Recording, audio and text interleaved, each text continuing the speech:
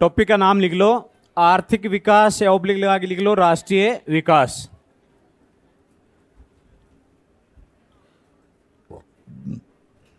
लिखाऊं? हाँ लिख लो फटाफट लिखो। थोड़ा फास्ट लिखोगे तो दोनों टॉपिक हो जाएंगे। अच्छा फास्ट नहीं लिखो ठीक है। बस नहीं, फास्ट मतलब ये है कि दिमाग क्लास में रखना, फिर हो जाएगा, क्योंकि 2 बार नहीं बोलना पड़ेगा फिर। हाँ लिखाऊं? लिखो भाई, आर्थिक संवृद्धि, आर्थिक संवृद्धि तथा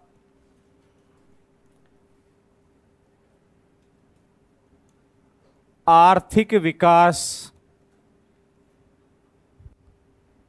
आर्थिक संवृद्धि तथा आर्थिक विकास एक दूसरे के पर्यायवाची शब्द नहीं है, एक दूसरे के पर्यायवाची शब्द नहीं है।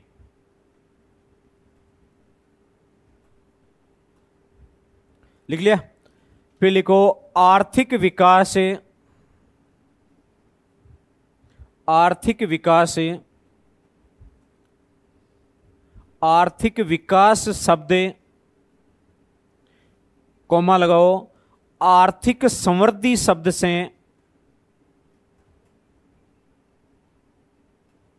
आर्थिक समृद्धि शब्द से अधिक विस्तृत है, अधिक विस्तृत है, अधिक विस्तृत है। देखो सामान्य में तो अपन ये मान लेते हैं कि भाई आर्थिक समृद्धि और आर्थिक विकास एक ही होते हैं, लेकिन ये एक नहीं होते, इनमें क्या होता है, डिफरेंस होता है, ये एक दूसरे के पर्यायवाची नहीं होते हैं। क्लियर यहाँ तक? इसको इंग्लिश में बोलते हैं इकोनॉमिक ग्रोथ, इसको बोलते हैं इकोनॉमिक डेवलपमेंट। ये इकोनॉमिक ग्रोथ है, ये इकोनॉमिक डेवलपमेंट है। अब आपको देखो इकोनॉमिक ग्रोथ का तो मतलब आपको इतना सा लगाना है कि जब राष्ट्रीय आय और प्रति व्यक्ति आय में लगातार वृद्धि होती है, या इसको आप ऐसे कह सकते हो कि जब देश की जीडीपी, सकल घरेलू उत्पाद और प्रति व्यक्ति आय, प्रति व्यक्ति आय, यदि ये दोनों बढ़ रहे हैं कंटिन्यू, तो उसको अपन क्या कहेंगे, इकोनॉमिक ग्रोथ, आर्थिक समृद्धि कहेंगे। आर्थिक समृद्धि के साथ कोई ढांचागत परिवर्तन होना या तकनीकी में सुधार होना आवश्यक नहीं है, लेकिन आर्थिक विकास के अंतर्गत क्या है कि समृद्धि तो होनी चाहिए, समृद्धि होने के साथ साथ में राष्ट्रीय आय और प्रति व्यक्ति आय के बढ़ने के साथ साथ कुछ संरचनात्मक चेंजेस भी आना चाहिए, समझ गए नहीं? सामाजिक सुधार होने चाहिए, राजनीतिक सुधार होने चाहिए, या सामाजिक ढांचे, राजनीतिक ढांचे, सांस्कृतिक ढांचे, तकनीकी आदि में क्या होना चाहिए, सुधार होना चाहिए। आर्थिक असमानताएं कम होनी चाहिए, गरीबी कम होनी चाहिए, लोगों का जीवन स्तर सुधरना चाहिए। ये सारी चीजें इसमें समृद्धि में और जुड़ जाती हैं, तो उसी को अपन क्या कह देते हैं, आर्थिक विकास। तो विस्तृत शब्द कौन सा है, आर्थिक विकास। फिर लिखो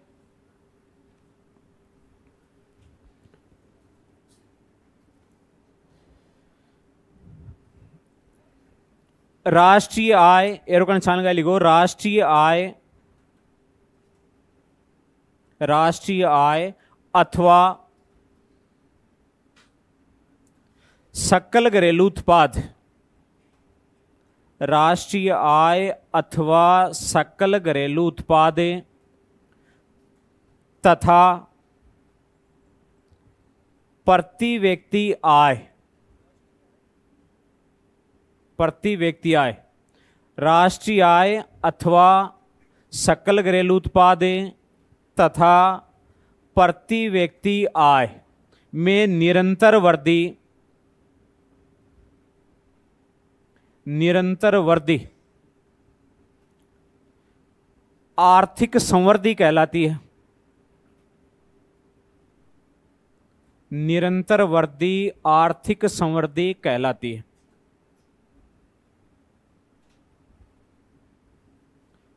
समझ आ गई बात। तो आर्थिक समृद्धि का मतलब क्या है? राष्ट्रीय आय और प्रति व्यक्ति आय का बढ़ना या देश की जीडीपी का बढ़ना, ये क्या कहलाएगा भाई? आर्थिक समृद्धि। फिर लिखो आर्थिक समृद्धि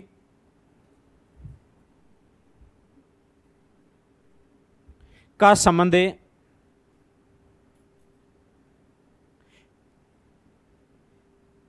केवल मात्रात्मक पहलू से है।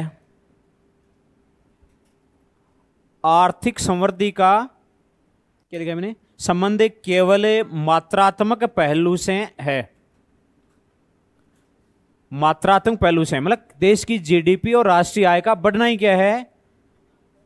ग्रोथ है। मात्रात्मक पहलू से है। इसमें गुणात्मक पहलुओं जैसे ढांचागत सुधार,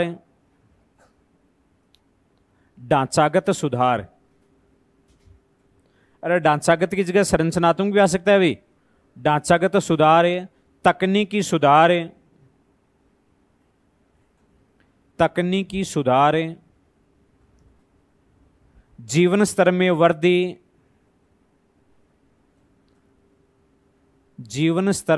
वृद्धि, निर्धनता में कमी आदि को शामिल नहीं किया जाता।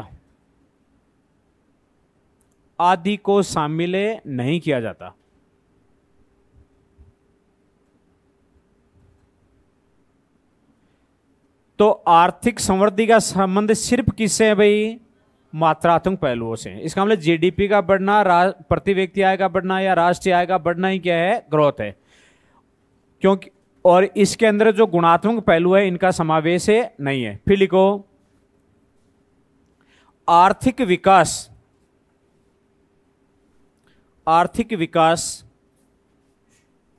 के अंतर्गत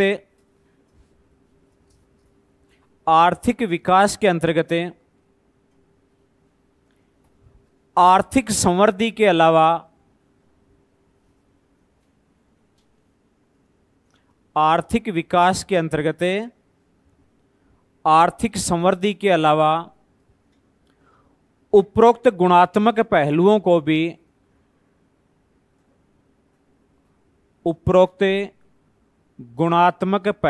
को भी शामिल किया जाता है।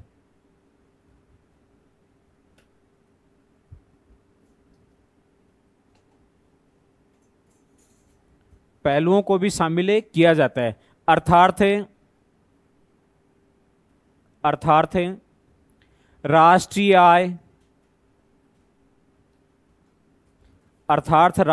आय ऑब्लिक लगा के क्या लिख दो? जीडीपी तथा प्रति व्यक्ति आय में वृद्धि के साथ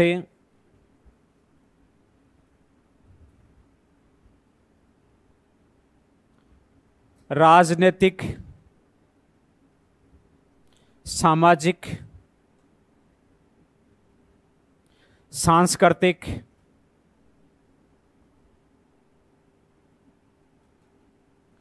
ढांचे में परिवर्तन हो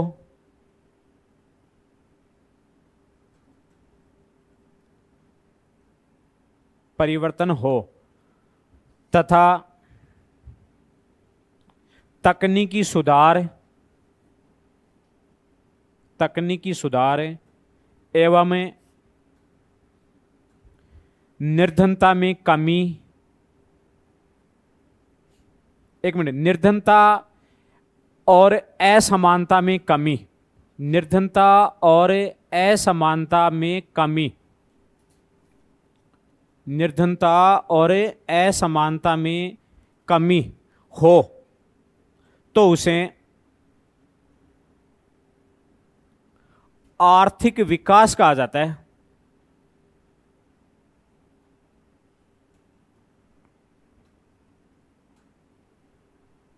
आर्थिक विकास से कहा जाता है।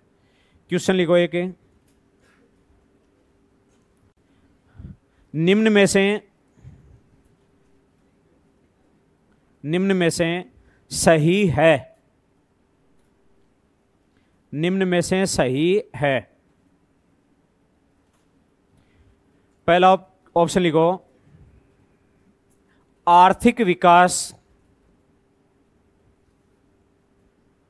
आर्थिक विकास, कोमा लगाओ, आर्थिक समृद्धि की अपेक्षा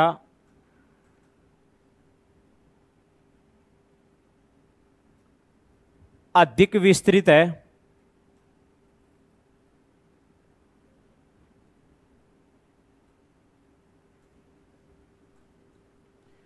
दूसरा लिखो, अधिक विस्तृत है, अधिक विस्तृत है। लिख लिया आपने। दूसरा ऑप्शन लिखो, बिना आर्थिक विकास के, बिना आर्थिक विकास के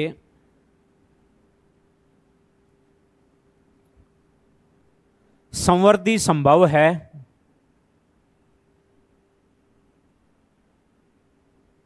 समृद्धि संभव है, बिना आर्थिक विकास के समृद्धि संभव है। तीसरा ऑप्शन लिखो, आर्थिक समृद्धि के बिना, आर्थिक समृद्धि के बिना आर्थिक समृद्धि के बिना, कोमा लगाओ, आर्थिक विकास संभव नहीं।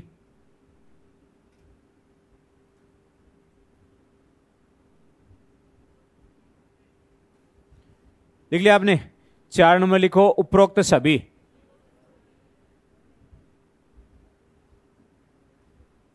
कौन सा करोगे आप? उपरोक्त सभी, क्योंकि आपको पता है कि भाई आर्थिक समृद्धि, आर्थिक समृद्धि का मतलब सिर्फ क्या है कि अगर देश की जीडीपी बढ़ रही है, प्रति व्यक्ति आय बढ़ रही है, या राष्ट्रीय आय बढ़ रही है, प्रति व्यक्ति आय बढ़ रही है, इसका मतलब इकोनॉमिक ग्रोथ है। लेकिन इकोनॉमिक ग्रोथ के होते हुए भी हो सकता है निर्धनता बढ़ जाए, आर्थिक असमानताएं बढ़ जाए, कोई तकनीकी में सुधार नहीं हो, ये सारी चीजें संभव हैं। क्लियर है यहां तक? तो इसका मतलब आर्थिक समृद्धि आर्थिक विकास के बिना संभव है। लेकिन आर्थिक जो विकास है वो आर्थिक समृद्धि के बिना संभव नहीं है, क्योंकि आर्थिक विकास तभी हो पाएगा जब राष्ट्रीय आय प्रति व्यक्ति आय तो बढ़े ही, और साथ में क्या हो, वो तो बढ़ना जरूरी है ही है, और साथ में ढांचागत सुधार भी हो, तो क्या कहेंगे अपने आर्थिक विकास। तो इसमें तीनों ऑप्शन क्या है? सही है। विस्तृत कौन सा है? आर्थिक विकास है। आर्थिक विकास के बिना समृद्धि हो सकती है, हो सकती है ना, लेकिन आर्थिक समृद्धि के बिना आर्थिक विकास संभव नहीं है।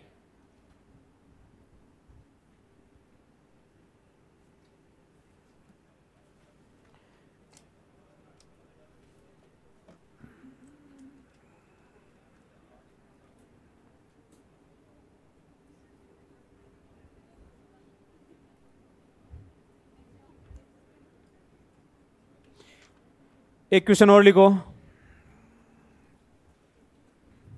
निम्न में से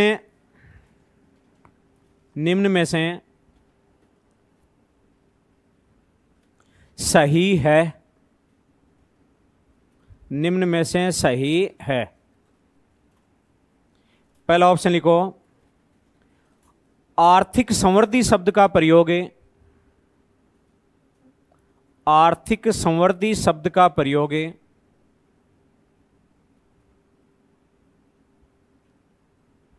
विकसित अर्थव्यवस्थाओं के लिए किया जाता है। विकसित अर्थव्यवस्थाओं के लिए किया जाता है।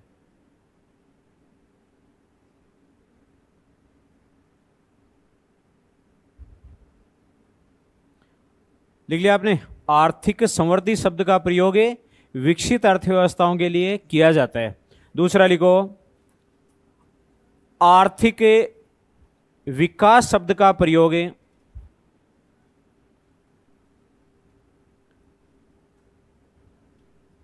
आर्थिक विकास शब्द का प्रयोग विकासशील अर्थव्यवस्थाओं के लिए किया जाता है।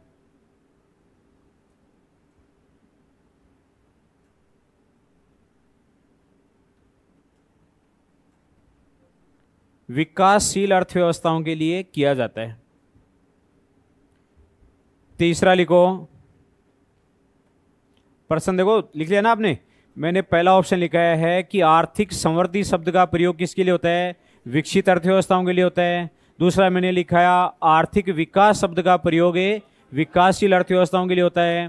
तीसरा लिखो विकल्प 1 व 2, विकल्प 1 व 2।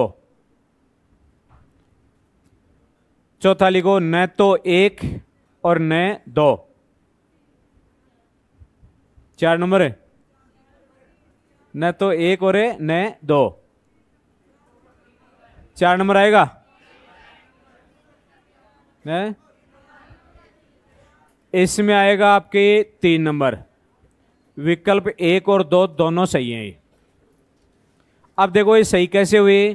क्योंकि आर्थिक विकास ये लिखा है ना। अब आर्थिक विकास के साथ ध्यान देना, मैंने आर्थिक विकास के साथ क्या क्या चीजें जुड़ी हुई होनी चाहिए? राष्ट्रीय आय, एनआई, प्रति व्यक्ति आय, पीसीआई, ये शब्द आ रहे ना आपको। ये क्या होनी चाहिए? बढ़ना चाहिए, बढ़ना चाहिए नहीं। फिर मैंने क्या बताया आपको? निर्धनता क्या होनी चाहिए? कम होनी चाहिए।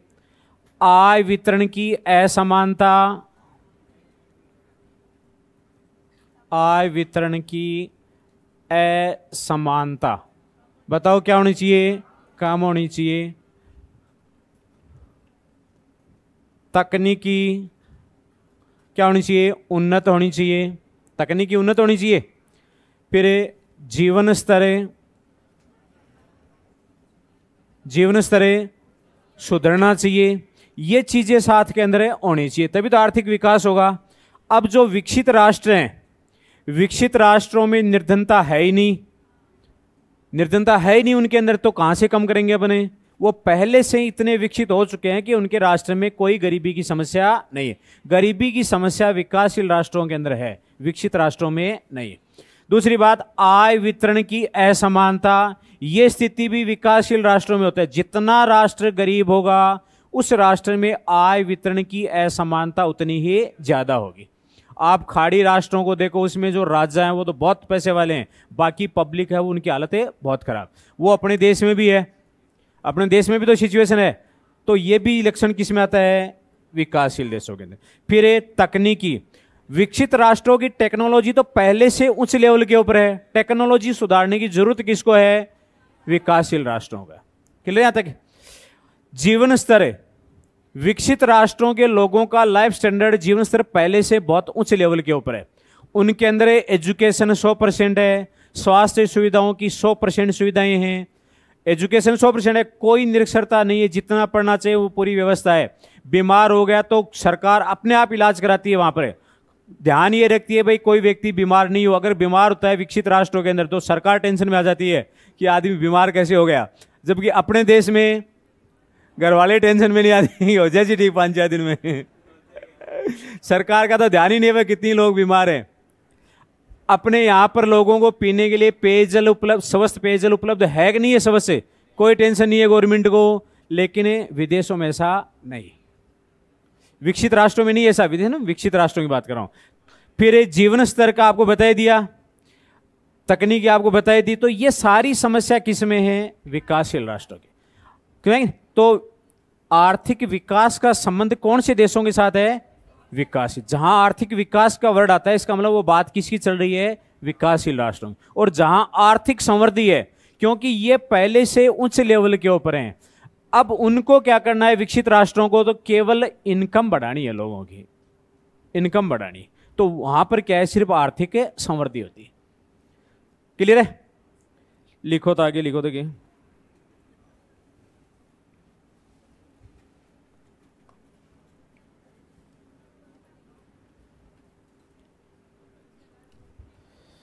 लिखो आर्थिक समृद्धि के साथ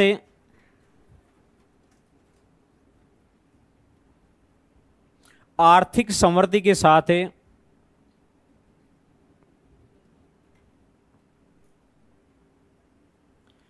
आवश्यक है। आर्थिक समृद्धि के साथ आवश्यक है। क्वेश्चन ही है तो,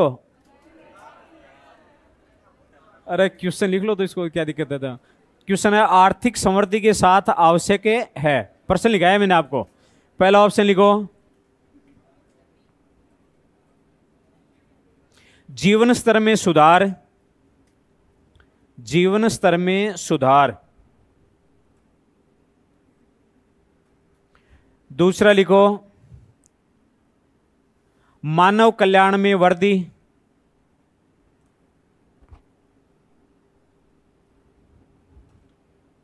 मानव कल्याण में वृद्धि। तीसरा लिखो, संस्थागत परिवर्तन। संस्थागत परिवर्तन। संस्थागत परिवर्तन लिख लिया। और 4 नंबर लिखो, इनमें से कोई नहीं।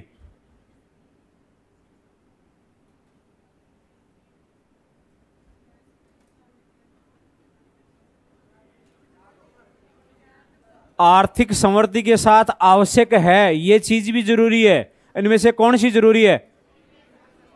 1 नंबर। इसमें आएगा 4 नंबर। इनके बिना भी आर्थिक समृद्धि हो सकती है। 4 नंबर आएगा इसमें। अगर ये क्वेश्चन आता कि आर्थिक विकास के साथ संभव है या आर्थिक विकास के साथ होना आवश्यक है, तब उपरोक्त बातें आती है। लिखो इसको नीचे, एरो का निशान लगा लिखो। प्रश्न नहीं है, इसी की व्याख्या लिखा रहा हूं, ठीक है ना। लिखो, जीवन स्तर में सुधार। जीवन स्तर में सुधार। नीचे एरो का निशान लगाए लिखो, जीवन स्तर में सुधार। संस्थागत परिवर्तन। संस्थागत परिवर्तन। मानव कल्याण। मानव कल्याण। आर्थिक विकास में आवश्यक है। आर्थिक विकास में आवश्यक है।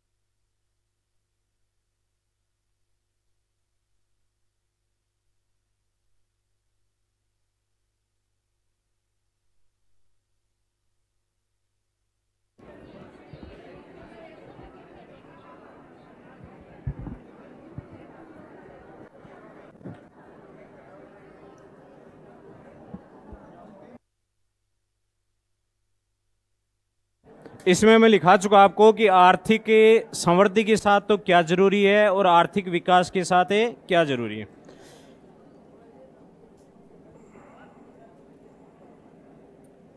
अगला क्वेश्चन लिखो। क्वेश्चन लिखो भाई, प्रश्न लिखा रहा हूं मैं। आर्थिक विकास से, क्वेश्चन लिखो, आर्थिक विकास से, आर्थिक विकास के मापन का, आर्थिक विकास के मापन का उपयुक्त माप है।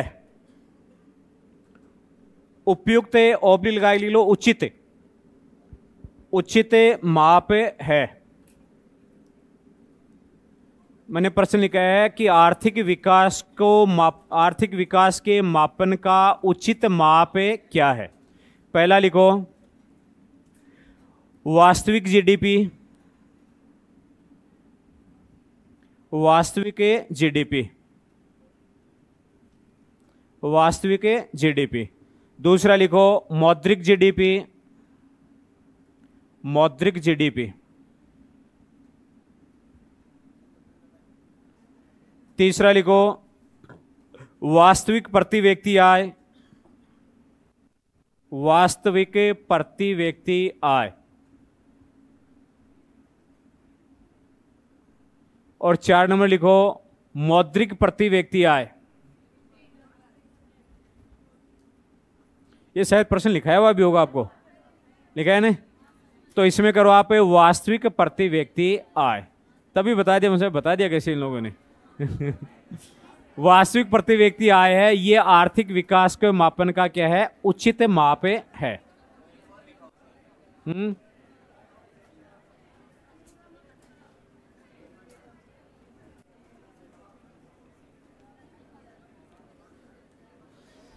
अगला क्वेश्चन लिखो,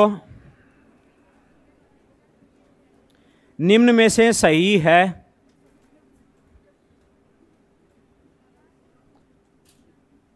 निम्न में से सही है। लिखो, लिखो आर्थिक वृद्धि में, आर्थिक वृद्धि में, अरे वृद्धि समृद्धि एक ही होती है, इंग्लिश में ग्रोथ बोलते हैं इसको। आर्थिक वृद्धि में गुणात्मक परिवर्तन नहीं होते।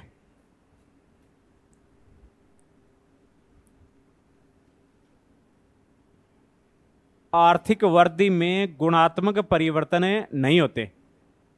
लिख लिया? दूसरा लिखो आर्थिक वृद्धि, आर्थिक वृद्धि एक दीर्घकालीन,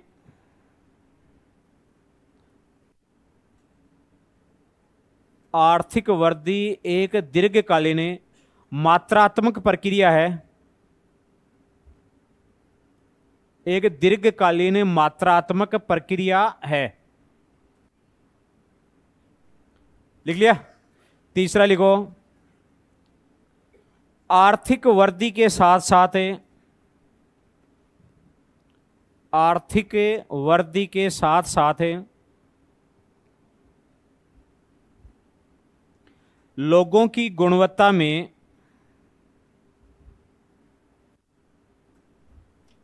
लोगों की गुणवत्ता में सकारात्मक परिवर्तन,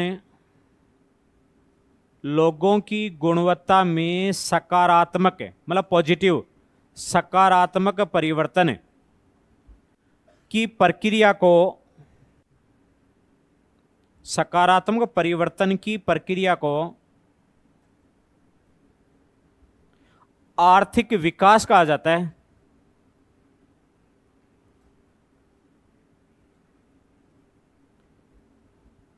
आर्थिक विकास कहा जाता है। दोबारा सुन लो, पहला ऑप्शन मैंने बताया कि आर्थिक वृद्धि में गुणात्मक परिवर्तन नहीं होते। दूसरा ऑप्शन लिखा है आर्थिक वृद्धि एक दीर्घकालीन मात्रात्मक प्रक्रिया है। तीसरा मैंने लिखा है कि आर्थिक वृद्धि के साथ साथ लोगों की गुणवत्ता में सकारात्मक परिवर्तन की जो प्रक्रिया है उस प्रक्रिया को आर्थिक विकास कहते हैं। और 4 नंबर लिखो उपरोक्त सभी। तो इसमें कौन सा हो जाएगा भाई? बिल्कुल 4 नंबर हो जाएगा, उपरोक्त सभी।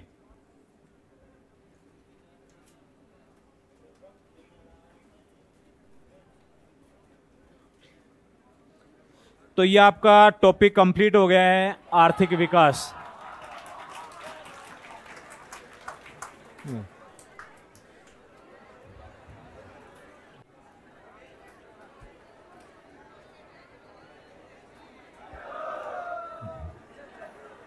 यार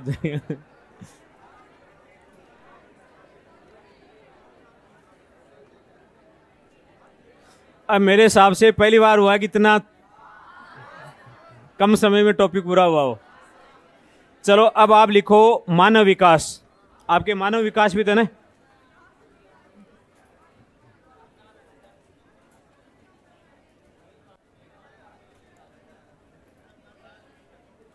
मानव विकास।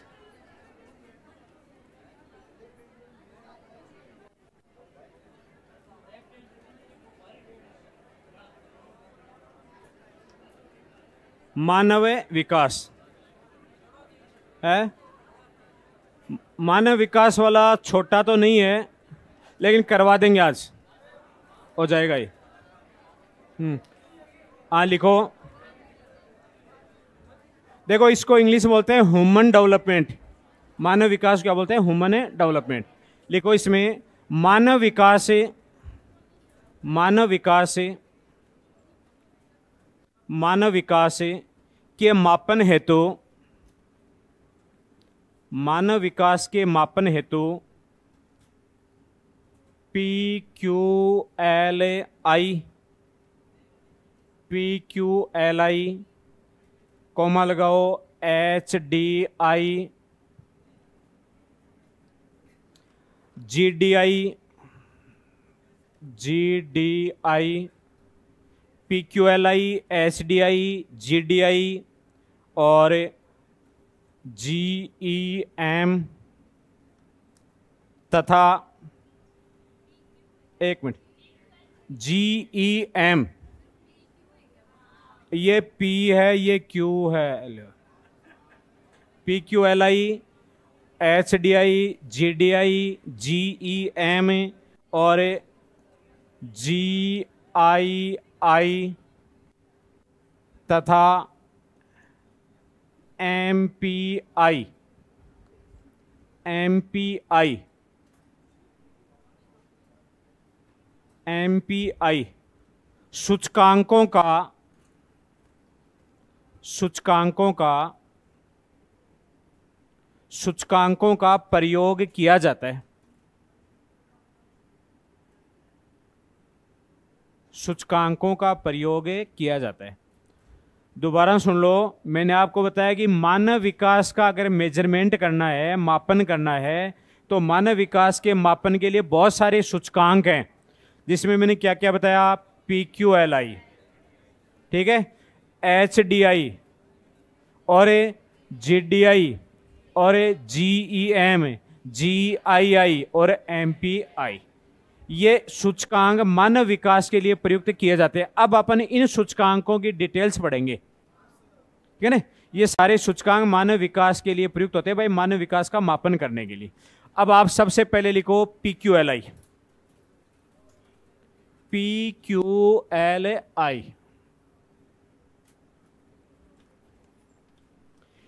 और इसका हिंदी में नाम है जीवन का भौतिक गुणवत्ता सूचकांक। इंग्लिश में बता देंगे, जीवन का, जीवन का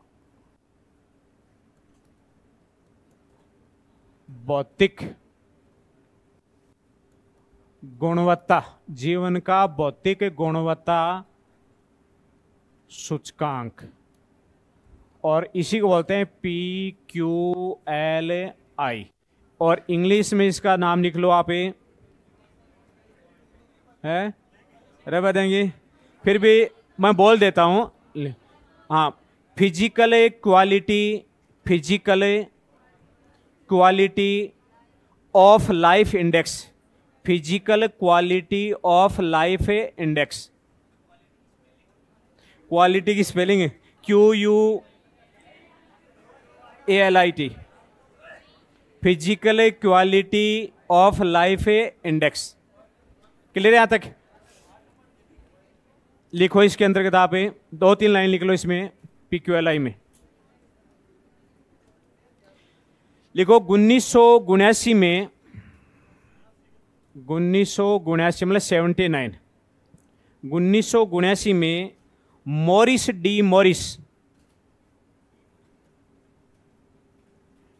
मॉरिस डी मॉरिस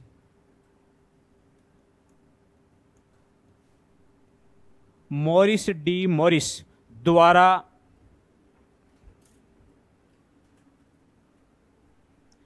तेबीस विकसित तथा 23 विकसित तथा विकासशील राष्ट्रों,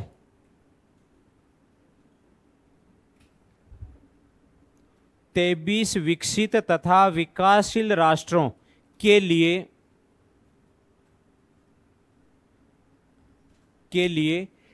PQLI का निर्माण किया।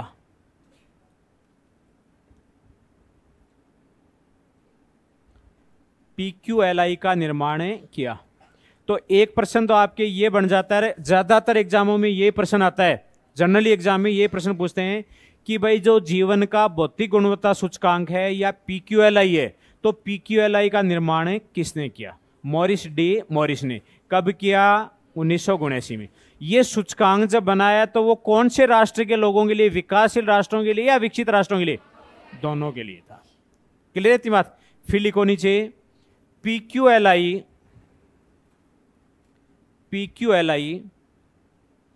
में, या PQLI 3 आयामों पर आधारित है। PQLI 3 आयामों पर आधारित है।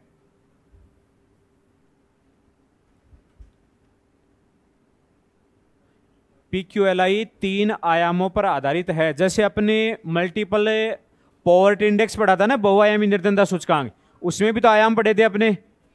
तो ये 3 आयामों पर आधारित है। वो 3 आयाम लिखो। पहला आयाम है आपका शिशु मृत्यु दर, शिशु मृत्यु दर। दूसरा आयाम है 1 वर्ष की आयु में,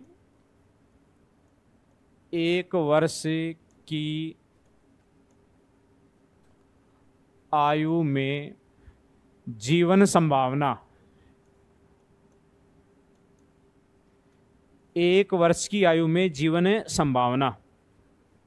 तीसरा है 15 वर्ष की आयु में मूल शिक्षा, मूल शिक्षा। 15 वर्ष की आयु में मूल शिक्षा। लिख लिया आपने? क्वेश्चन लिखो।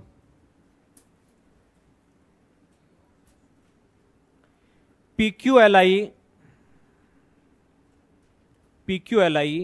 में निम्न में से, PQLI में निम्न में से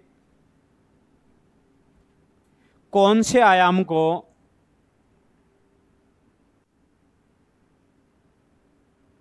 शामिल नहीं किया गया है? कौन से आयाम को शामिल नहीं किया गया है? अरे आयाम की जगह घटक लिख दिया तो गलत मत कर देना, ठीक है ना? घटक भी लिख सकता है, आयाम की जगह तत्व भी लिख सकता है, तो उसमें कंफ्यूज मत हो जाना। 3 चीजें याद रखनी है आपको। तो पहला लिखो शिक्षा, दूसरा लिखो जीवन संभावना,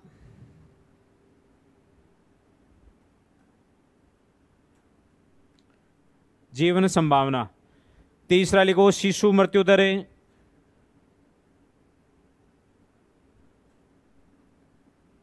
शिशु मृत्यु दर। 4 नंबर लिखो जीवन स्तर। 4 नंबर क्या कर दो? जीवन स्तर। कौन सा करोगे इसमें? है इसमें आएगा जीवन स्तर, क्योंकि शिक्षा है, शिशु मृत्यु दर है इसके अंदर, और जीवन संभावना भी है। कौन सा नहीं है? जीवन स्तर नहीं है। फिर लिखो नहीं, क्वेश्चन नहीं, इसके नीचे व्याख्या लिखा रहा हूं इसकी। PQLI के प्रत्येक आयाम को, PQLI के प्रत्येक आयाम को, अरे क्वेश्चन नहीं है, इसकी व्याख्या लिखा रहा हूं नीचे। PQLI के प्रत्येक आयाम को 0 से 100 अंक दिए गए हैं।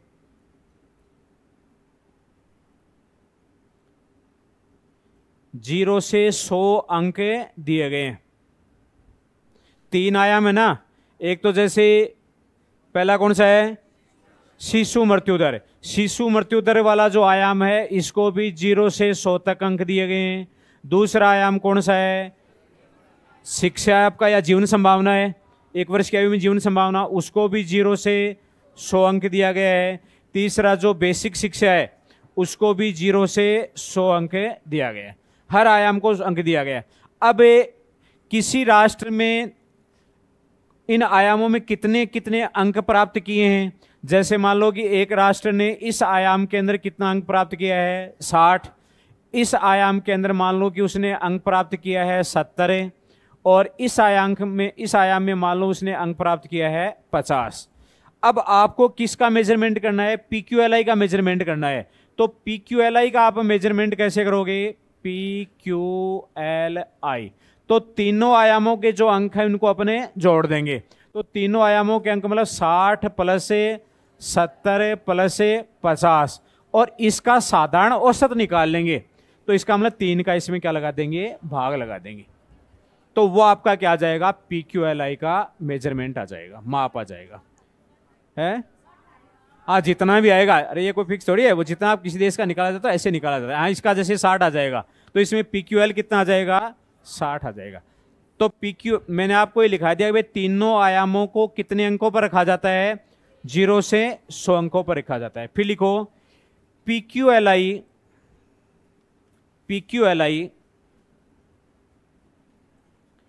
उपरोक्त तीनों आयामों, PQLI उपरोक्त तीनों आयामों का साधारण औसत होता है। तीनों आयामों का साधारण औसत होता है। इसलिए PQLI 0 से 100 के मध्य रहता है।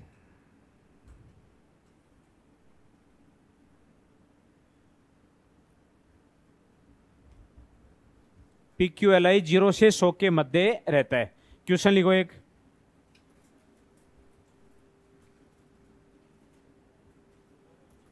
लिखो जीवन का भौतिक गुणवत्ता सूचकांक,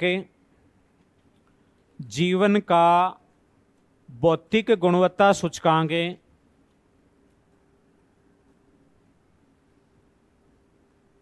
ब्रैकेट में लिख लो PQLI के संबंध में सही है। PQLI के संबंध में सही है। पहला ऑप्शन लिखो,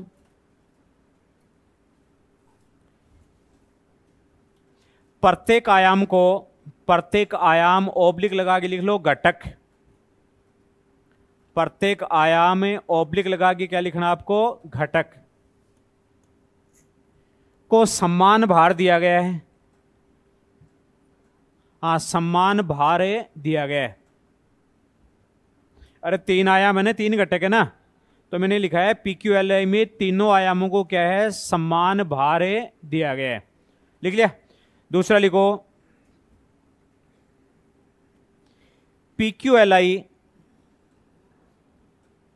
PQLI का निर्माण मॉरिस डी मॉरिस द्वारा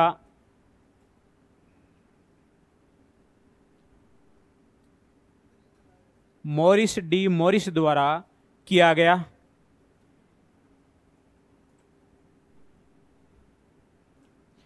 तीसरा लिखो PQLI का अधिकतम मान 100 तथा न्यूनतम मान 0 है।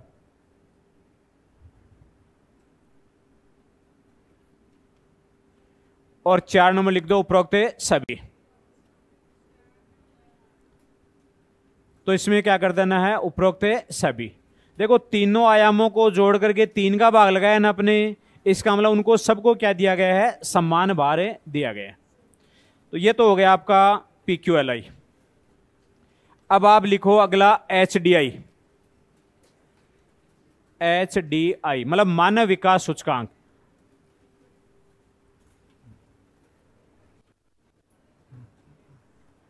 मानव विकास सूचकांक। मानव विकास सूचकांक HDI, ह्यूमन डेवलपमेंट इंडेक्स। लिखाऊं भाई, इसमें लिखो मानव विकास सूचकांक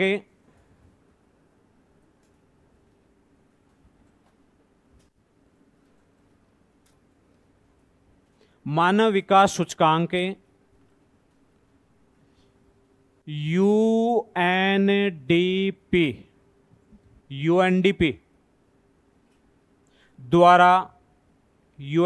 द्वारा प्रति वर्ष जारी किया जाता है। प्रति वर्ष से जारी किया जाता है।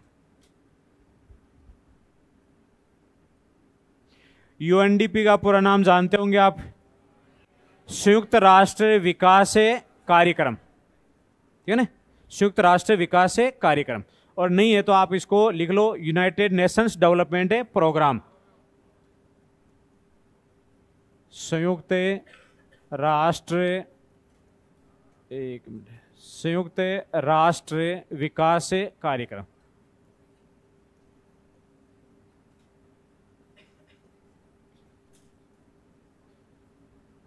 संयुक्त राष्ट्र विकास कार्यक्रम, ठीक है ना। फिर लिखो यूएनडीपी द्वारा प्रथम मानव विकास रिपोर्ट। यूएनडीपी द्वारा प्रथम मानव विकास रिपोर्ट 1990 में प्रकाशित की गई।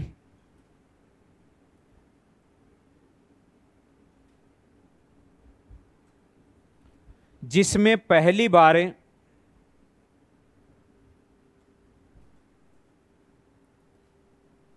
मानव विकास सूचकांक, जिसमें पहली बार मानव विकास सूचकांक की संकल्पना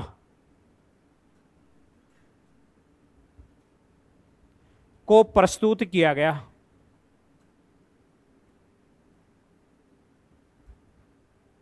जिसमें पहली बार मानव विकास सूचकांक की संकल्पना को प्रस्तुत किया गया। क्लियर थी बात। फिर लिखो मानव विकास सूचकांक,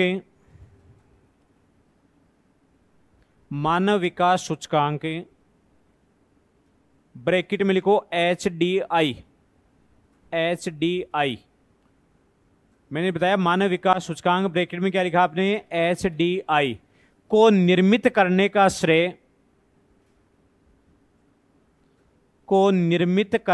श्रेय पाकिस्तानी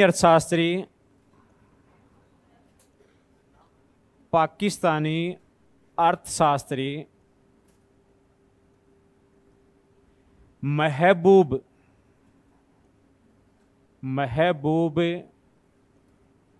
उल हक को दिया जाता है। महबूब उल हक को दिया जाता है।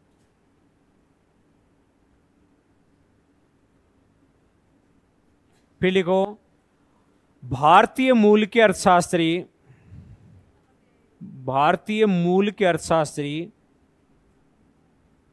अमर्त्य सेन का भी भारतीय मूल के अर्थशास्त्री अमर्त्य सेन का भी योगदान रहा है, योगदान रहा है। भारतीय मूल के अर्थशास्त्री अमर्त्य सेन का भी योगदान रहा है, योगदान रहा है। लिख लिया आपने। अब यदि प्रश्न आ जाए कि मानव विकास सूचकांक कौन जारी करता है, तो आपका उत्तर होना चाहिए संयुक्त राष्ट्र विकास कार्यक्रम यूएनडीपी द्वारा जारी किया जाता है। प्रश्न आ जाए पहली बार मानव विकास सूचकांक कब जारी किया गया, तो 1990 के अंदर है। प्रश्न आ जाए मानव विकास सूचकांक निर्मित करने का श्रेय किसको है, पाकिस्तानी अर्थशास्त्री महबूब उल हक को है। यहां तक तो मेरे हिसाब से कोई दिक्कत नहीं है। फिर लिखो मानव विकास सूचकांक,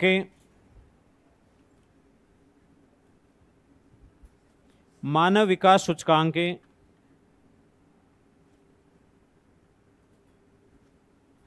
निम्न 3 आयामों पर आधारित है। मानव विकास सूचकांक निम्न 3 आयामों पर आधारित है।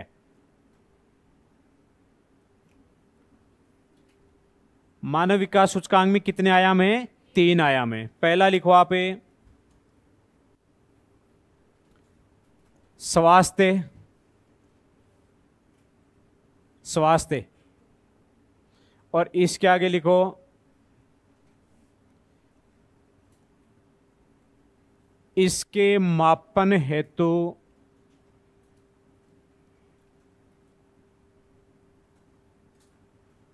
जीवन प्रत्याशा या जीवन संभावना, जीवन प्रत्याशा या जीवन संभावना का प्रयोग, का प्रयोग। देखो स्वास्थ्य एक बहुआयामी कंसेप्ट होता है। स्वास्थ्य को आप किसी एक मेजरमेंट से मापन नहीं कर सकते, बहुआयामी होता है। लेकिन इसके मेजरमेंट के लिए जो एकदम उचित माप है, वो उचित माप क्या लिया गया है, जीवन संभावना या जीवन प्रत्याशा को लिया गया है। इसका मतलब जिस राष्ट्र के लोग ज्यादा स्वस्थ होंगे, इसका मतलब वो क्या है, ज्यादा आयु जिएंगे। ज्यादा आयु जीने का मतलब वहां का स्वास्थ्य क्या है, अच्छा है। दूसरा लिखो आप शिक्षा, शिक्षा लिख लिया आपने। और शिक्षा के लिए 2 चीजें काम में लेते हैं अपने। लिखो इसके अंतर्गत या इसके मापन हेतु, ऐसे लिख लो इसके मापन हेतु, इसके मापन हेतु 2 चीजें काम में लेंगी। पहला है स्कूल में व्यतीत किए जाने वाले संभावित वर्ष, स्कूल में व्यतीत किए जाने वाले संभावित वर्ष, स्कूल में व्यतीत किए जाने वाले संभावित वर्ष, एक तो ये लेंगे। दूसरा इसमें लेंगे स्कूल में व्यतीत औसत वर्ष, स्कूल में व्यतीत औसत वर्ष, स्कूल में व्यतीत औसत वर्ष। दोबारा सुन लो, मैंने आपको लिखा है एचडीआई में 3 आयाम है। पहला आयाम कौन सा है, स्वास्थ्य। स्वास्थ्य के मापन के लिए किसका यूज करेंगे, जीवन संभावना या जीवन प्रत्याशा का। दूसरा आयाम कौन सा है, शिक्षा। शिक्षा का मेजरमेंट करने के लिए या मापन करने के लिए 2 चीजें अपन काम में लेंगे। क्या क्या लेंगे, पहले स्कूल में व्यतीत किए जाने वाले संभावित वर्ष, और दूसरा क्या लेंगे अपने, स्कूल में व्यतीत किए गए औसत वर्ष। ठीक है यहां तक। तीसरा लिखो जीवन स्तर,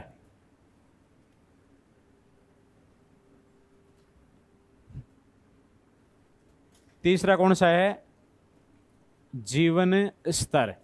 अब जीवन स्तर का मेजरमेंट किससे करेंगे, लिखो इसके मापन के लिए इसके मापन के लिए प्रति व्यक्ति आय, प्रति व्यक्ति आय डॉलर में, प्रति व्यक्ति आय डॉलर में, और नीचे लिख लेना आप क्रय शक्ति समता आधार पर, क्रय शक्ति समता आधार पर प्रति व्यक्ति आय डॉलर में। लिख लिया आपने? तो जीवन स्तर का आंकलन किससे करेंगे अपन? प्रति व्यक्ति आय से करेंगे। देखो इसकी जगह पर प्रति व्यक्ति जीडीपी भी मिल सकता है आपको, ठीक है नहीं? तो प्रति व्यक्ति आय वो भी किसमें भाई? डॉलर के अंदर है। और इसमें डॉलर का देखो आंकलन होता है, एक तो विनिमय दर के आधार पर होता है, एक क्रय शक्ति समता आधार पर होता है। तो इसमें कौन सा लेंगे अपने? क्रय शक्ति समता आधार लेंगे अपने। याद रह जाएगी नहीं बात है? ये तो क्वेश्चन लिखो।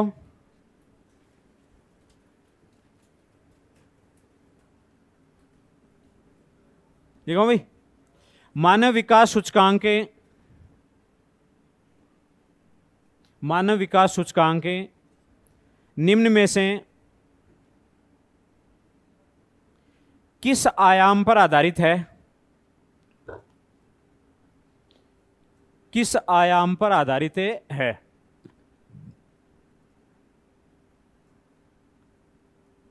पहला लिखो शिक्षा,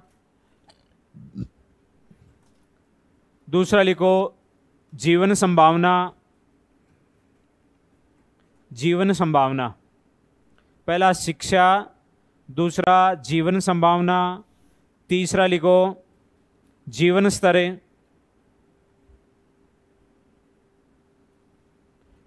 और 4 नंबर लिखो उपरोक्त छवि।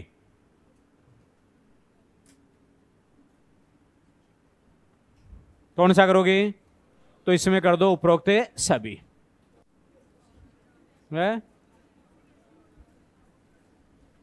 क्या क्या लिखा दिया मैंने शिक्षा लिखा दी, जीवन संभावना लिखा दी, और जीवन स्तर लिखा दिया। तो बच गया कौन सा फिर? अरे तीनों तो आ गए ना,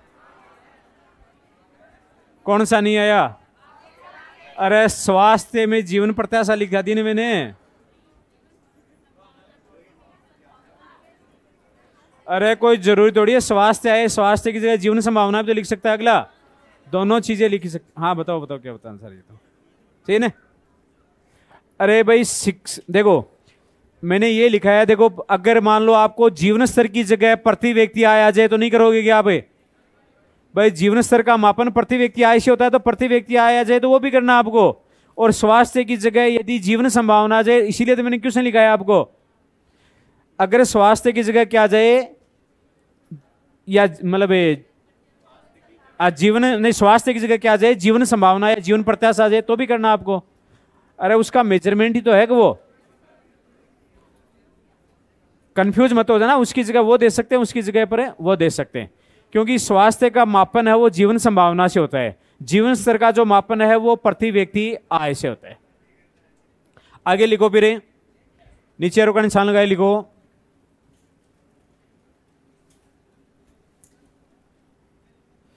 लिखो भाई, मानव विकास सूचकांक के नीचे एरो का निशान लगाए लिखो मानव विकास सूचकांक के, मानव विकास सूचकांक ब्रैकेट में लिख लो HDI का आंकलन करने के लिए, मानव विकास सूचकांक ब्रैकेट में क्या लिखा आपने? HDI का आंकलन करने के लिए प्रत्येक आयाम को, प्रत्येक आयाम को 0 से 1, प्रत्येक आयाम को 0 से 1 अंक दिया जाता है, 0 से 1 अंक दिया जाता है। मेरे हिसाब से लाइन समझ आ गई होगी आपकी। 3 आयाम मैंने लिखाए हैं, एक तो स्वास्थ्य है, दूसरा शिक्षा है, तीसरा जीवन स्तर है। अब मैंने आपको बताया कि भाई आपको एचडीआई का मेजरमेंट करना है, तो एचडीआई का मेजरमेंट करने के लिए आपको तीनों आयामों को अंक देना पड़ेगा, और तीनों आयामों को अंक अपन क्या देंगे, 0 से 1। इसका मतलब मिनिमम अंक क्या है, 0 है, मैक्सिमम अंक क्या है, 1 है। तीनों आयामों को दे दिया ना अपने इस तरह से, क्लियर थी बात। फिर अपन क्या करेंगे, तीनों का आकलन करेंगे। अब इस आयाम का एचडीआई कैसे ज्ञात करेंगे, ह्यूमन डेवलपमेंट, इस आयाम का आपको, इस आयाम का अगर एचडीआई ज्ञात करना है तो क्या करेंगे, इस आयाम के लिए एक सूत्र होगा। सूत्र है अधिकतम नहीं, वास्तविक मूल्य माइनस न्यूनतम मूल्य बटा है अधिकतम मूल्य और माइनस न्यूनतम मूल्य। चलो मैं लिखाऊंगा, तुम लिखो आगे, तुम्हारे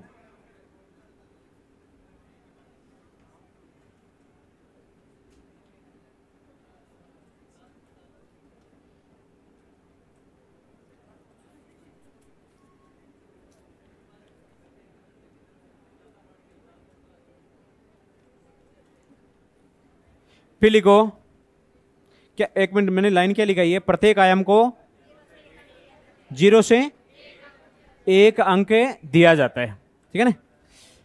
आगे लिखो प्रत्येक आयाम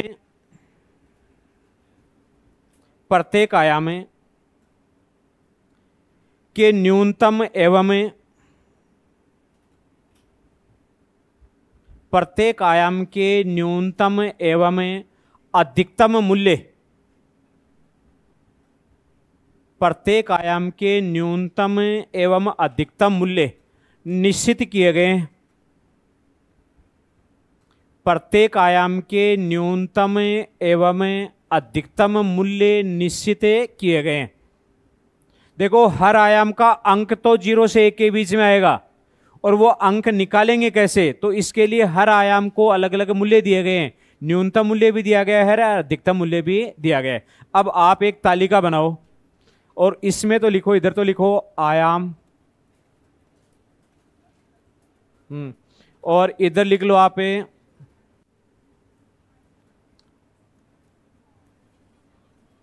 सूचकांक, और इधर लिखो न्यूनतम। सूचकांक की बजाय सूचक ही लिख लो आप तो सिर्फ। एक मिनट,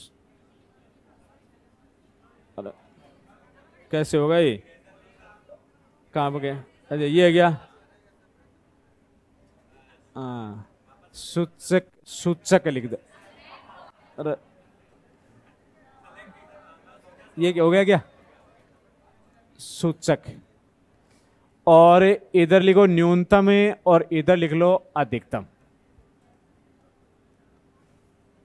अधिकतम। ये तालिका बना लो आप।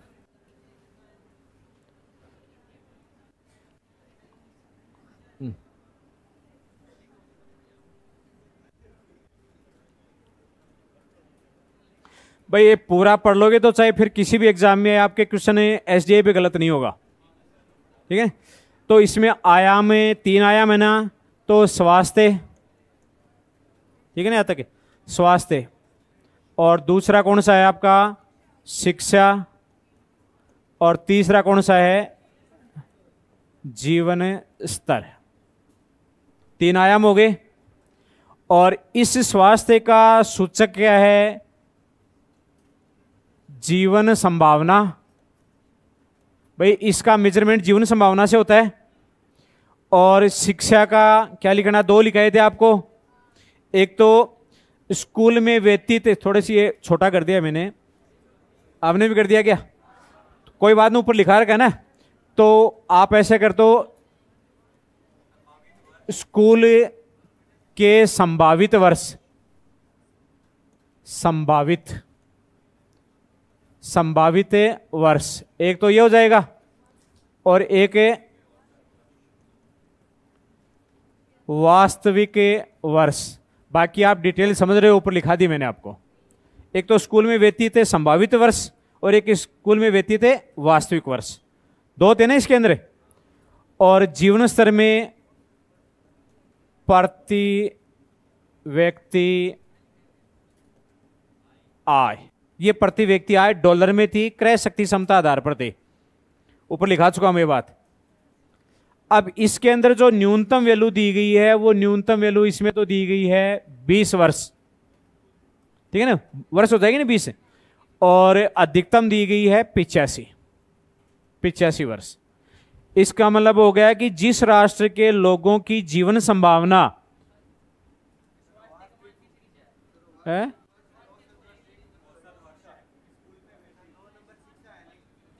अरे यारो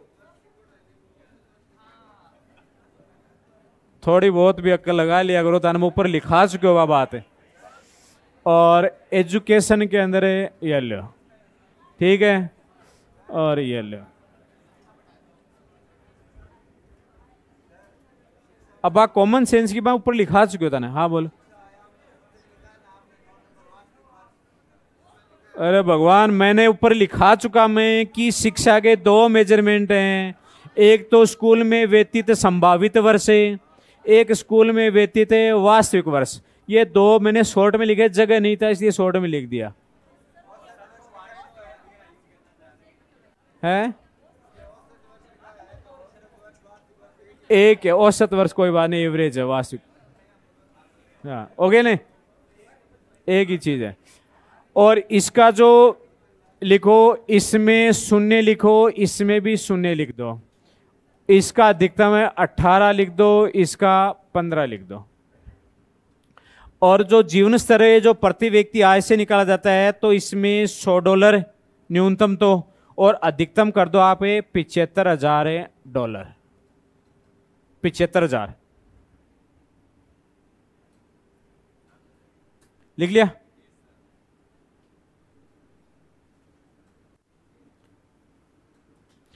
तीनों आयामों के न्यूनतम मूल्य मैंने लिख दिए हैं, अधिकतम मूल्य लिख दिए हैं। अब अपन प्रत्येक आयाम का सूचकांक निकालेंगे। पहले क्या निकालेंगे? प्रत्येक आयाम का सूचकांक निकालेंगे, फिर अपने मानव विकास सूचकांक निकालेंगे।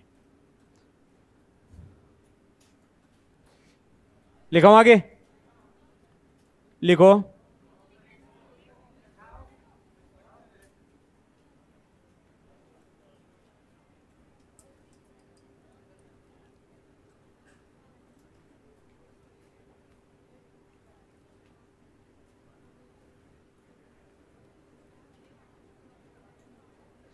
लिखा दूं ना अब तो। लिखो प्रत्येक आयाम में, हाँ नीचे लिखना आपको, प्रत्येक आयाम का सूचकांक, प्रत्येक आयाम का सूचकांक निम्न सूत्र द्वारा, प्रत्येक आयाम का सूचकांक निम्न सूत्र द्वारा ज्ञात किया जाता है।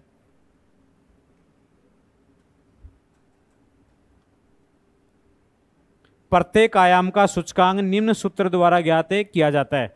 अब लिखो आप आयाम सूचकांक।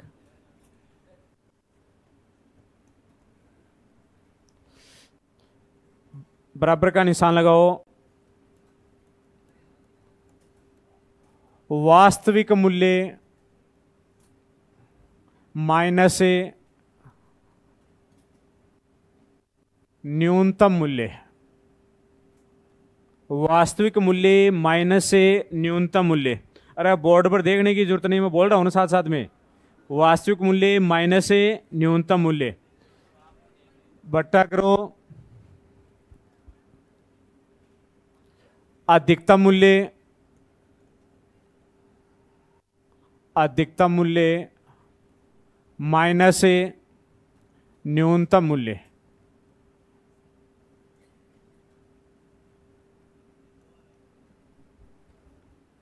हर आयाम का सूचकांक निकाल लेंगे पहले इस सूत्र से। समझ आ गई मेरी बात? तो प्रत्येक आयाम का सूचकांक निकालने का सूत्र क्या होगा? वास्तविक मूल्य माइनस न्यूनतम मूल्य बटा अधिकतम मूल्य माइनस न्यूनतम मूल्य। क्लियर यहां तक? जैसे एक निकाल करके बताऊं क्या आपको? जैसे भारत का अपन निकालते हैं, जैसे भारत की जो जीवन संभावना अभी अपन मान लेते हैं कितनी है, 70 वर्ष है। जीवन संभावना कितनी है, 70 वर्ष है। और भारत इसमें जीवन संभावना में न्यूनतम मूल्य कितना रखा था, 20 वर्ष। अरे 20 ही तो लिखा था ना उसमें। और अधिकतम मूल्य 85 और न्यूनतम मूल्य 20। अब आप इनका हल कर लो। तो 70 में से आप निकालो कितने हो गए, 50 कितने हुए हैं, कितने 65, ये हो गए 65। आप इसको काट दो, 10 से कट जाएगा, ये 5 से कट जाएगा, ये 10 से, और ये 15, सॉरी 13 है ना, 13 पंजो 65, 15। अब आप 10 में 13 का भाग लगा लो तो आपका जो वैल्यू आएगा वो 0 से तो ज्यादा आएगी, 1 से क्या आएगी, कम आएगी। तो प्रत्येक आयाम का जो वैल्यू है वो 0 से 1 के बीच में। इस तरीके से आप हर आयाम की क्या निकाल लेना, आप वैल्यू निकाल लेना है।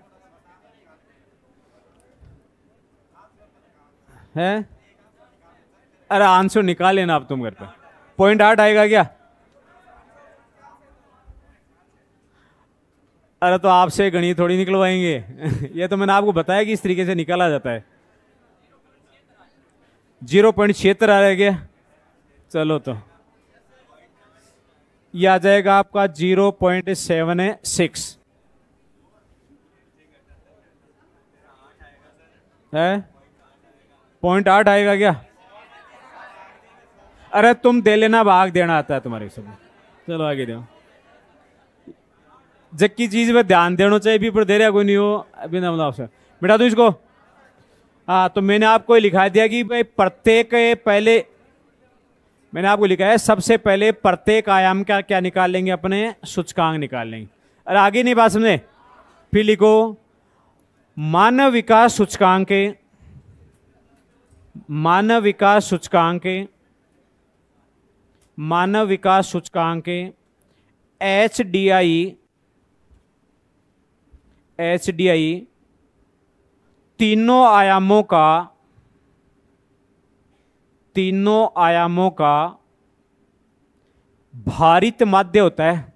तीनों आयामों का क्या बताया, भारित माध्य होता है। भारित माध्य होता है, साधारण माध्य नहीं है।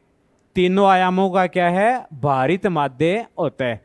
अब इन तीनों आयामों का भारित माध्य कैसे निकालेंगे अपने, देखो जैसे A, B और C तीन चीजें होगी ना, इनका आपको भारित माध्य निकालना है, समझे नहीं? तो कैसे निकालोगे, तीनों को क्या करना, आपको गुणा करना है, और जितने वैल्यू है उतना ही आपको क्या करना है, रूट निकालना है। तो इसका कितना रूट निकालेंगे, 3। तो वैसे हर तीन जो आयाम है, प्रत्येक आयाम का पहले सूचकांक निकालेंगे, फिर आपको HDI निकालना है, तो तीनों आयामों का आप क्या कर देना, भारित समांतर माध्य निकाल लेना, समझे नहीं? और वो भारित समांतर माध्य जो आपका आएगा वही क्या होगा, HDI होगा, ह्यूमन डेवलपमेंट इंडेक्स होगा। लिख लिया आपने? लिखो नीचे, अर्थार्थ HDI बराबर का निशान लगाओ, इंडेक्स जीवन संभावना, इंडेक्स जीवन संभावना निकालिए आपने, गुणा करो इंडेक्स शिक्षा, इंडेक्स शिक्षा कर लिया आपने, गुणा करो इंडेक्स कौन सा है भाई, आई, इंडेक्स आई। तीनों का आपने गुणा कर लिया है। गुणा करने के बाद में क्या करेंगे, इनका 3 रूट निकालेंगे, 3 रूट निकालेंगे। अब 3 रूट निकालोगे तो उसको 2 तरीके से लिख सकते हो आप, या तो आप क्या करना, इसको 1/3 यहां कर देना, इसकी घात में, इसकी घात में भी क्या करते हैं 1/3 करते हैं, इसकी घात में भी क्या करते हैं 1/3 करते हैं, या तो आप इसको ऐसे लिख लो, और नहीं आप क्या करो, और इसमें यहां पे क्या लिखना, आपको 3 लिखना है।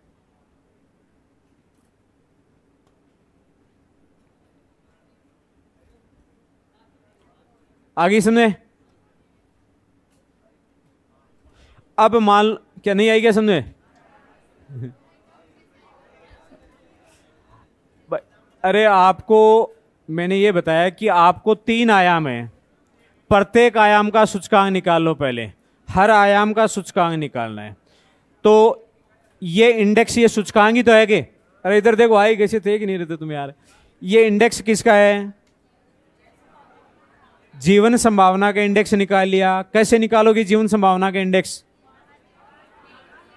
किसी राष्ट्र की, आप सुनो, किसी राष्ट्र की जीवन संभावना का सूचकांक निकालना आपको, तो जीवन संभावना का सूचकांक कैसे लिखोगे? उस राष्ट्र की वास्तविक जीवन संभावना माइनस ए न्यूनतम जीवन संभावना, न्यूनतम जो मूल्य दिया गया है, बटा अधिकतम कितना है? 85 है, माइनस ए 20 है। जैसे मैंने आपको एग्जाम्पल बताया कि जैसे भारत की जीवन संभावना 70 साल है, समझ? तो जीवन संभावना इंडेक्स कैसे निकालोगे? तो आपने बताया भाई 70 माइनस 20 बटा 85 माइनस 20 आगे आपके। इससे ये आपका निकाला, ये कौन सा निकाल लिया आपने? जीवन संभावना सूचकांक निकाल लिया ना आपने। फिर अपने गुणा किया है शिक्षा सूचकांक है।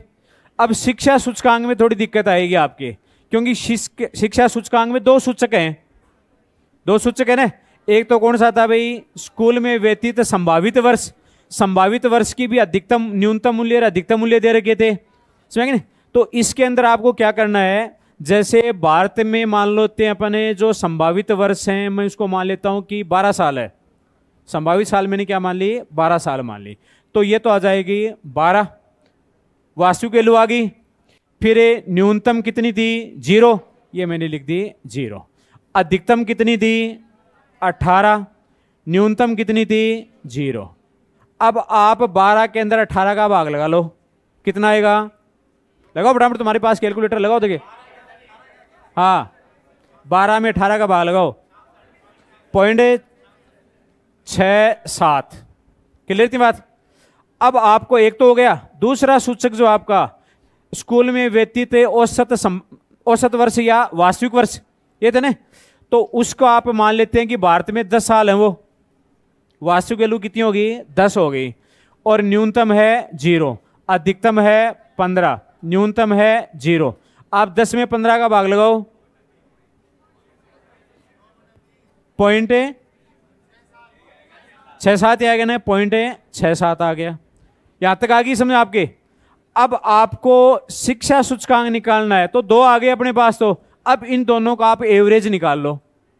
दोनों का क्या निकालना आपको? एवरेज। एवरेज कैसे निकलता है? 0.67 प्लस 0.67 बटा 2।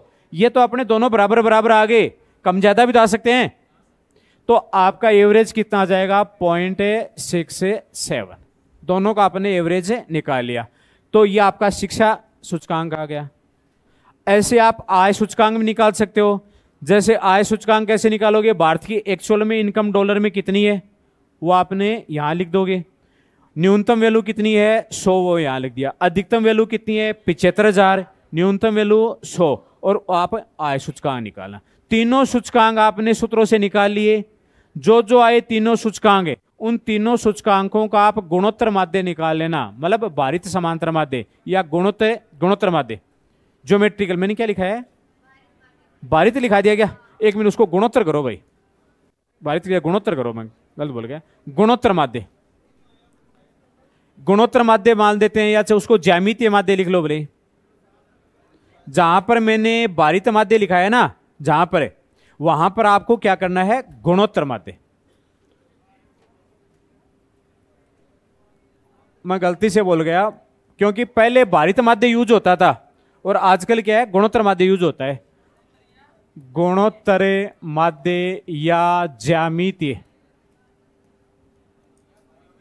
ज्यामितीय माध्य। भारित माध्य मत करना भाई, गुणोत्तर माध्य या ज्यामितीय माध्य। और है, अरे प्रैक्टिकल आपसे क्या पूछेंगे यार, नेट तक के एग्जाम में पूछते हैं तो मैं इसलिए लिखा रहा हूं आपको, ताकि अगर मान लो ये पूछ ले, आपसे क्वेश्चन दे करके नहीं पूछेंगे, आपसे प्रैक्टिकल नहीं निकलवाएंगे, आपसे आपके कंसेप्ट समझ में आ जाए। चलो लिखो आगे, कोई बात नहीं, तारा नहीं समझ में आवे तो ते 3 आयाम याद रख लियो और जगह के समझ में आ जाए वो पढ़ लियो। आगे लिखाओ ना, क्वेश्चन लिखो, एक क्वेश्चन लिखो। मानव विकास सूचकांक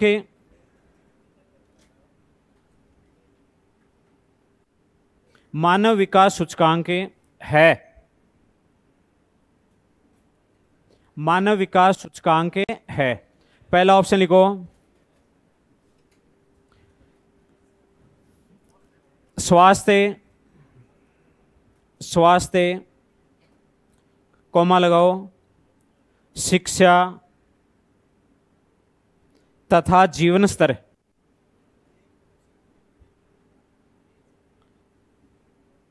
तथा जीवन स्तर सूचकांकों का, आ रहा इसी में है, सूचकांकों का साधारण माध्य, सूचकांकों का साधारण माध्य।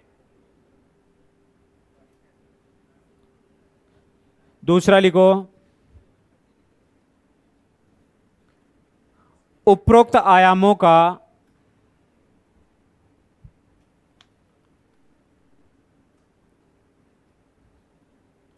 भारित समांतर माध्य, भारित समांतर माध्य,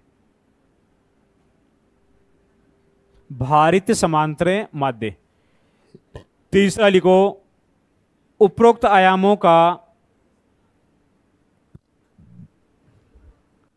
ज्यामितीय माध्य,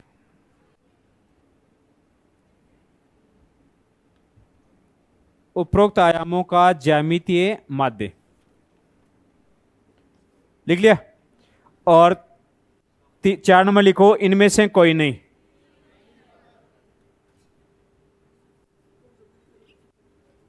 तो कौन सा करोगे?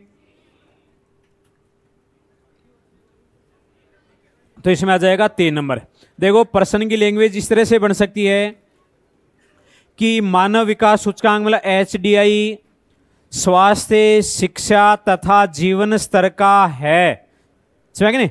पहला ऑप्शन है गुणोत्तर माध्य, दूसरा ऑप्शन दे दें समांतर माध्य, तीसरा ऑप्शन दे दें हरात्मक माध्य। तो आपको कौन सा करना है? गुणोत्तर माध्य करना है। तीनों आयामों का गुणोत्तर माध्य करना है आपको, या ज्यामितीय माध्य करना है।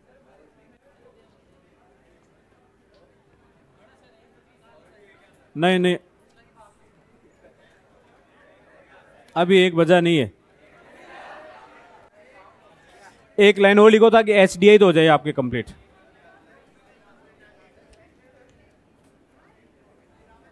हाँ लिखो, 8 सितंबर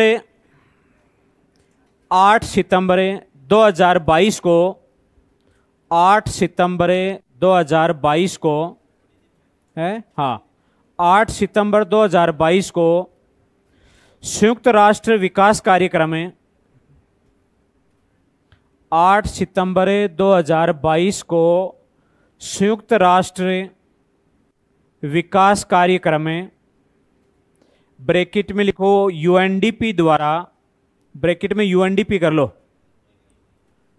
आगे लिखो द्वारा मानव विकास सूचकांक, मानव विकास सूचकांक ब्रैकेट में लिखो HDI 2021 जारी किया गया।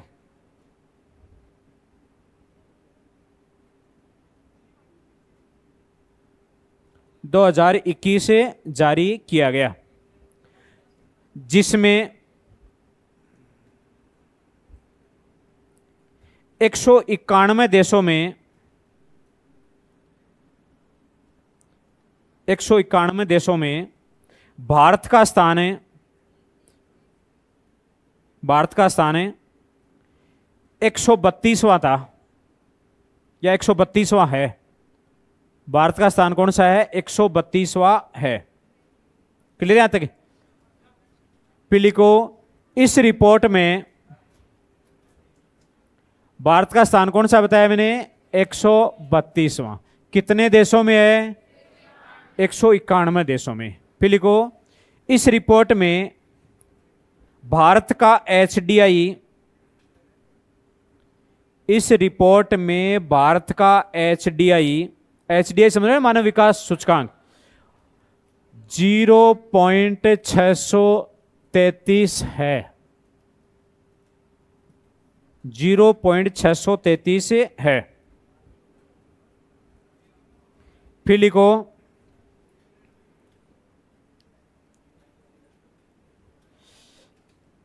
सर्वोच्च 3 स्थानों पर है, सर्वोच्च 3 स्थानों पर है। अब मैं राष्ट्रों के नाम लिखा रहा हूं जो सर्वोच्च 3 स्थानों पर हैं। पहले पर लिखो स्विट्जरलैंड, स्विट्जरलैंड, स्विट्जरलैंड,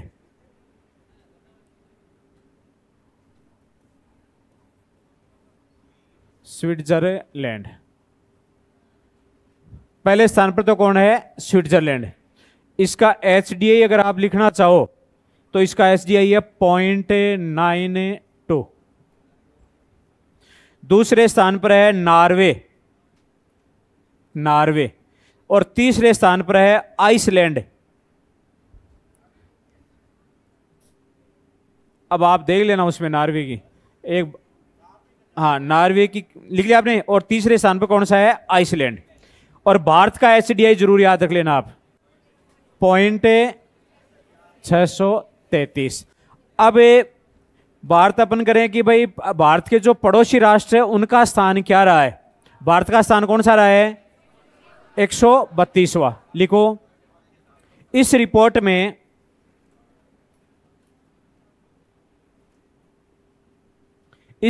में भारत के पड़ोसी राष्ट्रों का स्थान,